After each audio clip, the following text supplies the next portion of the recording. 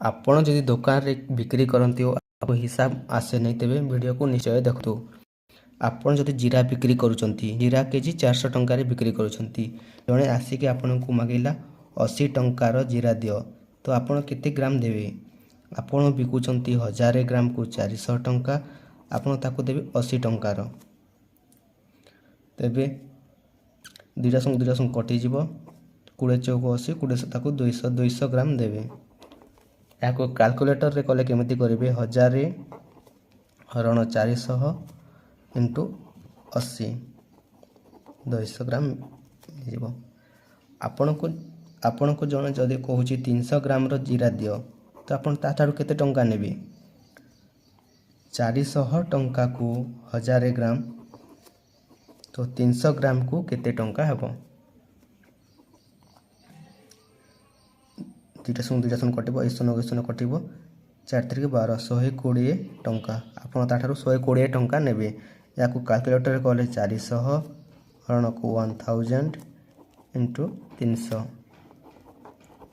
120 ଟଙ୍କା ମିଳିଯିବ।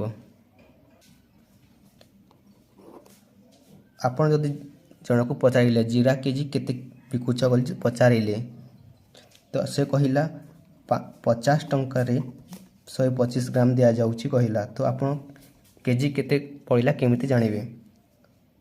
50 ଟଙ୍କାରେ ଯଦି 125 ଗ୍ରାମ,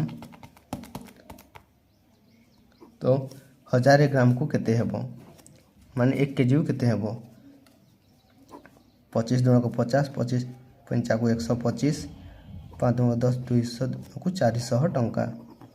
ଏହାକୁ କାଲକୁଲେଟରରେ କଲେ 50 ହରଣ 125 ଗ୍ରାମ ଇଣ୍ଟୁ 1000 ଗ୍ରାମକୁ 400 ଟଙ୍କା ମିଳିଯିବ।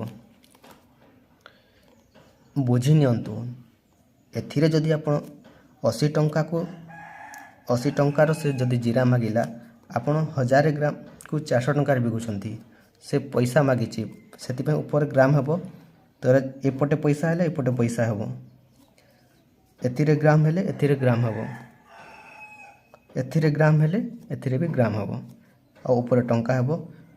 ଗୋଟିଏ ଗ୍ରାମ ହେଲେ 2ଟି ଟଙ୍କା ହେବ, ଏଥିରେ ଟଙ୍କା ହେଲେ ଏଥିରେ ଗ୍ରାମ ହେବ, ଏଥିରେ ଟଙ୍କା ହେଲେ ଏଥିରେ ଗ୍ରାମ ହେବ।